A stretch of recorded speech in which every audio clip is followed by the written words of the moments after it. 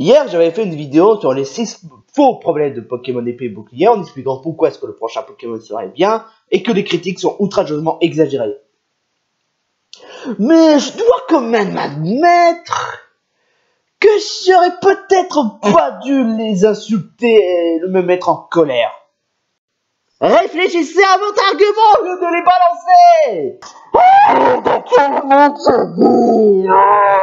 Abruti! Encore une fois, réfléchissez à cette choix au lieu de faire passer Game Freak comme des victimes! Et qu'à cause de ça, j'en ai quand même reçu un peu plus de dislikes quand même. Bon, j'en ai reçu 6, certes, mais voilà. Comme quoi, ça m'apprendra à m'énerver. Je veux dire, d'habitude, quand je fais des coups de gueule, j'en reçois beaucoup de likes, de dislikes, mais là, sur ce cas-là, c'est exception.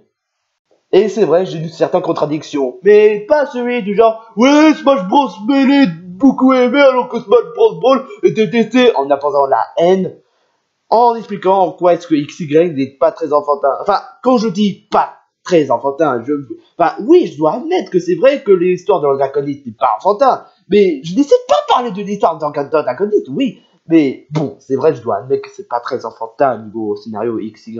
Et ah oui, aussi, surtout, on m'a reproché sur le fait que je me suis gouré sur les dates. Alors, c'est vrai que pour le coup de Pokémon Jaune et Pokémon Platine, je me suis gouré. Alors, Platine était sorti en 2008, mais j'aurais dû aussi préciser, en fait, je cite pour les dates de sortie en japonais, parce que je préfère mieux savoir les origines plutôt que dire les dates en Europe, parce que Pokémon c'est plus fait en Japon, je vous précise. Et puis donc, oui, c'est vrai que les dates de Japon et d'Europe sont très différents, mais j'avais pas le choix, parce que mais pour le coup de année par année avec les jeux Pokémon, ça tient la route, honnêtement. Donc, comme quoi, oui, je m'excuse de les avoir insultés et de m'énerver comme ça, mais je m'excuse pas sur le fait que leurs critiques sont outrageusement exagérées. Là, par contre, je m'excuse pas. Ça ne change rien le fait. Mais la question de la vidéo d'aujourd'hui n'est pas pour ça. C'est plutôt un autre sujet que je me suis toujours demandé. Est-ce que épée et bouclier serait meilleur que celui de soleil et lune? Bref, salut tout le monde. Aujourd'hui, c'est une vidéo assez spéciale que j'ai pas habitué à en faire parce que vu que la communauté Pokémon devient de plus en plus toxique, que j'avais plus osé de parler de jeux Pokémon. Mais maintenant que depuis que Épée Bouclier va bientôt sortir et que j'ai hâte d'y jouer à ce jeu et que vous voulez d'accord ou pas, Pokémon c'est toujours aussi bon et que le prochain Pokémon s'avère d'être génial de A à Z. Mais la question que je me pose avant que le jeu soit sorti, est-ce que épée et bouclier serait meilleur que celui lune, comme je l'avais dit? Alors, que l'on soit clair ou non, j'adore Soleil et Lune. Il fait quand même peut-être partie d'une de mes générations préférées Pokémon. J'adore les Pokémon, j'adore leur histoire, j'adore les musiques. Les musiques sont franchement géniales. Les personnages étaient superbes et surtout, franchement, les confrontations avec les doyens sont franchement tout simplement épiques. Mais est-ce qu'il serait beaucoup inférieur que celui de Épée et Bouclier? Parce que depuis que le jeu est beaucoup balancé de trailers, encore une fois, parce que ouais, évidemment, ils ont encore annoncé trop d'annonces. Bon, je vais pas m'en débattre sur ça, j'en ai déjà parlé, mais je vais plutôt parler pourquoi est-ce que j'ai le pressentiment que Épée et Bouclier serait meilleur. Enfin, peut-être que c'est Soleil et Lune qui sera mieux, ou peut-être que ce sera Épée et Bouclier qui sera mieux. Je ferai peut-être une vidéo en faisant une comparaison entre Épée et Bouclier et Soleil et Lune, mais pas une vidéo comme je l'ai fait avec Steven Universe avec Sailor Moon, ou bien encore le design de Tortue Ninja avec Sonic Boom. Mais en faisant une comparaison comme Nostalgia Critique l'a fait, avec une comparaison classique à la version moderne. Vous savez, avec Charlie et la chocolaterie, je ferai peut-être la même chose avec Épée et Bouclier et Soleil et Lune. Et je vois venir avec le commentaire « il va comparer un jeu de merde qu'un jeu de merde !» Et je n'hésiterai pas à supprimer dans les commentaires, ok? Parce que les insultes, comme vous l'avez vu avec Picard Critique, je ne veux pas. Je m'en fous, je les supprime direct. Je préfère sincèrement avec une opinion honnête plutôt qu'un gars qui s'impose la haine en expliquant « Ouais, mais Soleil et Lune, c'est le jeu le plus détesté !» Alors que Soleil et Lune, avec beaucoup de fans qui avaient beaucoup aimé, Bon, je m'énerve déjà, mais honnêtement, ça aussi je devrais pas le faire. Mais rassurez-vous, je vais pas refaire le même bêtise que j'ai fait avec en expliquant pourquoi est-ce que le prochain Pokémon sera pas un ratage.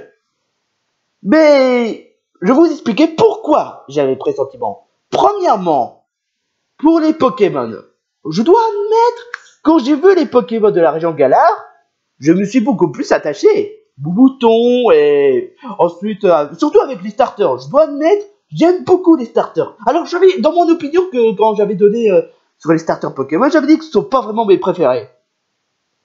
Bizarrement, ça l'est. Parce que déjà, pour Flobino, il est trop mignon. Wistebo, il est trop mignon. Et l'Arméléon, c'est directement partie de mes Pokémon type Eau Starter préférés. Mais parce que honnêtement, comparé à celui de Soleil et Lune, les starters de Soleil et Lune à celui de Galar, bon, j'aime beaucoup Flaméo, je dois admettre. Brindibou, j'aime bien, même s'il est un peu bizarre. Et Otaka, je sais que je vais sûrement faire pas mal de colère envers ceux qui ont défendu Otaka. Je m'attache moins à Otaka. Alors, je dis pas qu'il est moche, bien évidemment, mais ses évolutions, j'ai plus tendance à préférer le pré-évolué Otaka que Oratoria. Non, pas parce que le fait que... Non, ça n'a rien à voir. Mais c'est juste qu'un Oratoria avec un aspect de sirène, de mode masculin, je trouve assez bizarre, je trouve. Mais bon, enfin bon, je sais pas si les évolutions de Galar des starters de Galar seraient meilleures que celui des évolutions de Alola. Ça, je peux pas dire plus. Et pour autre chose, à part pour les Pokémon, enfin, je dois admettre que les Pokémon de Alola sont les plus bizarres, je dois admettre. Je le mettrai à côté des régions des Pokémon de la région Kanto. Parce que oui, je déteste pas les Pokémon de la région Kanto, mais c'est pas vraiment le genre de truc que j'ai vraiment le plus préféré, honnêtement. Enfin, il y a des Pokémon que j'aime chez Kanto, oui, je dis pas le contraire, mais bon, voilà, c'est pas vraiment mon préféré. Oui, j'avais fait un top 7 de mes régions préférées de Pokémon. Je ferai peut-être une deuxième pour corriger les trucs que j'avais dit. Et ah oui, sur le précision sur pourquoi est-ce que Ulysse est l'une de mes régions préférées, ça tient la route par contre. Mais pour les Pokémon, bon, en parlant des Pokémon, je dois admettre que les Pokémon de Soleil et Lune sont les plus bizarres. Surtout Argouste. Franchement, je sais que les Pokémon moches ça existe depuis longtemps, mais la vache, qu'est-ce que c'est que ce Pokémon? Et puis surtout, je ne parle pas des Ultra Chimères. Non, sérieux, je vais pas en parler. Parce que honnêtement, ça n'a rien à voir, ce sont pas des vrais Pokémon. Je suis bien placé pour le savoir, honnêtement.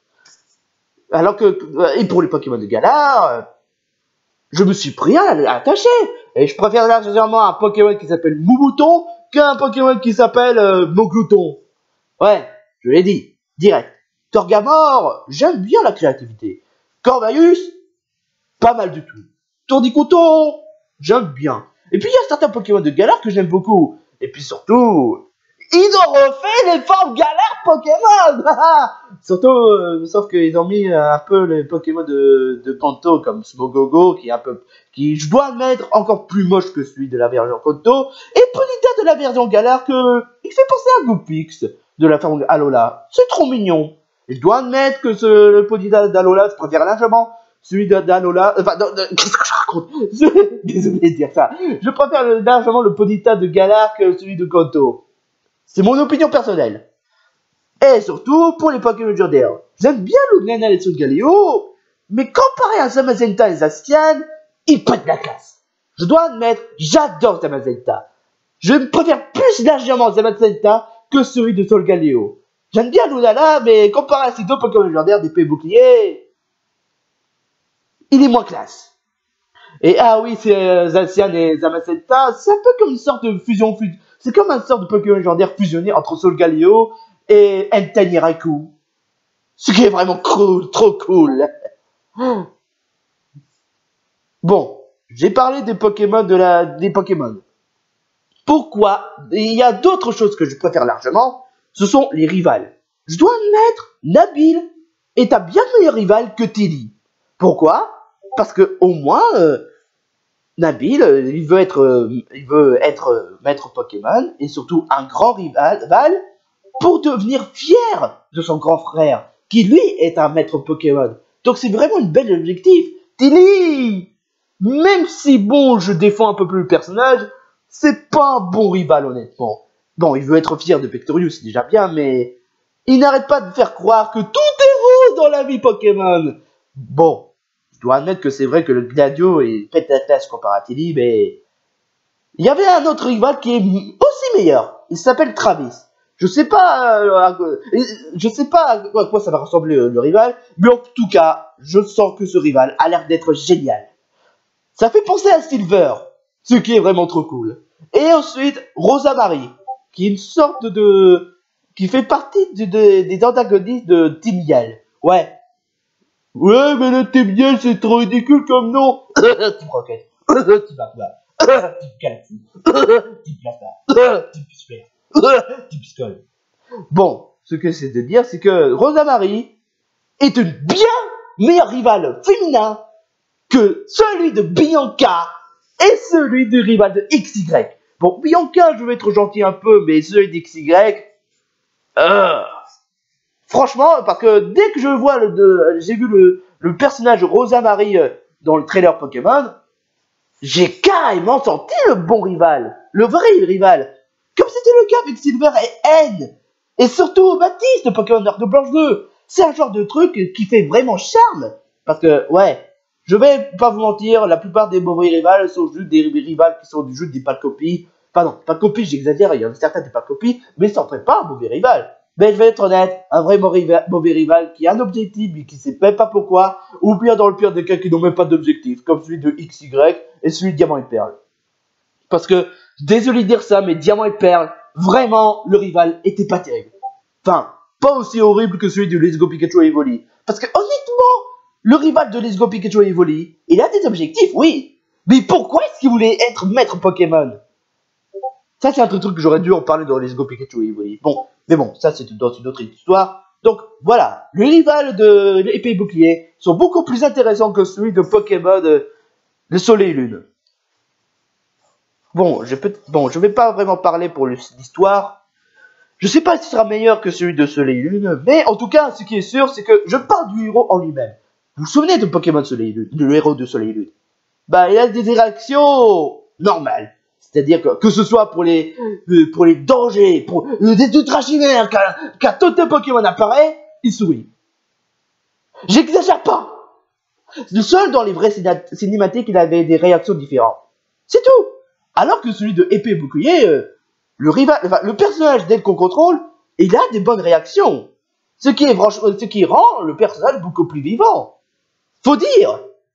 Parce que oui, si tu rends pas les personnages vivants, qu'il y ait des réactions, émotions, on n'aurait pas de quoi s'attacher à un personnage. Du tout. Bon après, ce sont juste que les seuls points du jeu. Bon après, je vais pas dire que les graphismes sont meilleurs que celui de Soleil et Lune, parce que sur ce coup-là, Soleil et Lune a de bien meilleurs graphismes que celui d'épée et bouclier. Mais honnêtement, les graphismes d'épée et bouclier, encore une fois, comme je l'avais dit, il est super beau. Pas super magnifique, bien encore spectaculaire, mais néanmoins, c'est tout aussi magnifique que c'est pas vraiment super parfait, je dois admettre.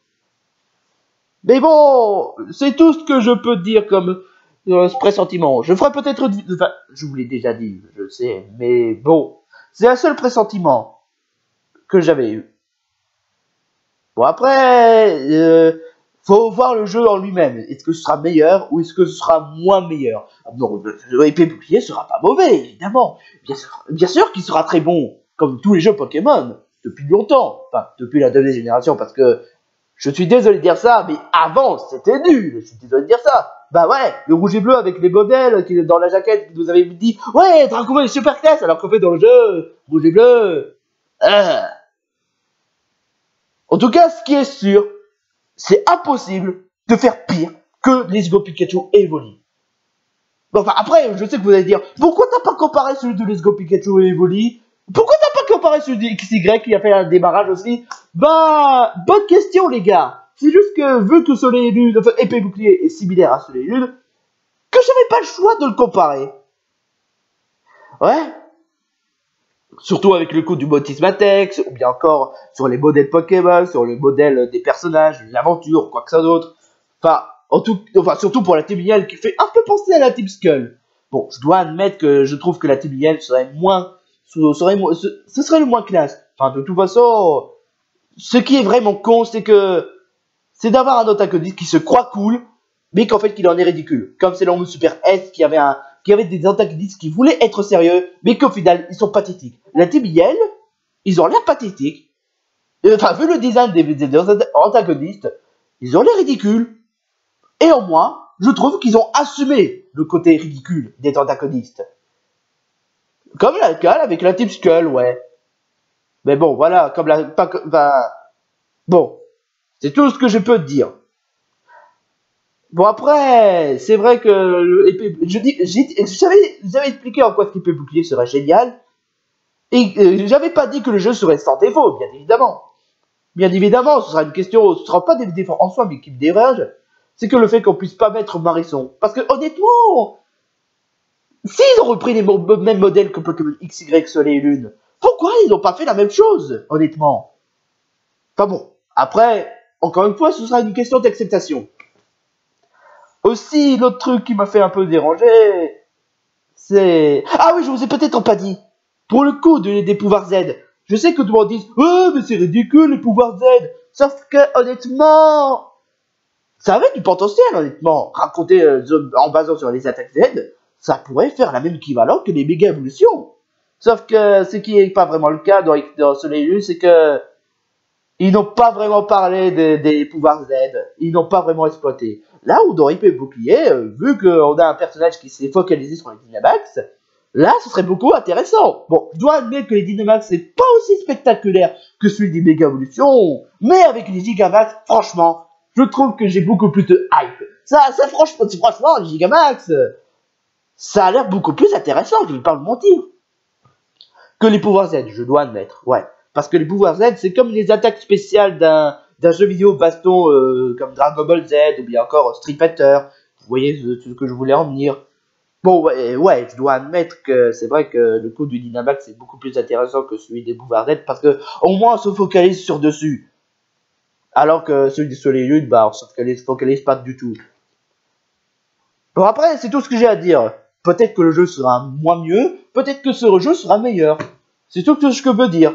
Mais pour le moment, vu tous ces trailers, vu tous ces annonces, c'est clair et net, ça a l'air d'être meilleur que celui de Soleil et Lune. Mais attention, je dis pas que Soleil et Lune est nul. J'adore Soleil et Lune. Et c'est un très bon jeu. Et non un jeu détesté comme tout le monde n'arrête pas de dire. Ouais mais Soleil et Lune c'est le jeu le plus détesté tous les temps. Alors que j'en croise beaucoup de gens qui ont aimé ces jeux. Vous voyez où est-ce que je voulais en venir? Pourquoi est-ce qu'il faut pas trop se fier à Internet? Bon après, est-ce que vous pensez que Épée et Bouclier serait meilleur que celui de Soleil et Lune? Et pas de commentaires haineux ou bien quoi que ce soit d'autre du genre ouais mais de toute façon Pokémon c'est devenu nul, c'est gagné avant. Dans le pire des cas, je supprimerai dans les commentaires, comme je vous l'avais dit. Je veux des avis honnêtes, je veux des fans honnêtes, que tout le monde pense que ce serait meilleur ou bien moins meilleur. Pas du genre ce serait pire que Soleil et Lune, de toute façon c'est nul. Pas ce genre de commentaires, ok?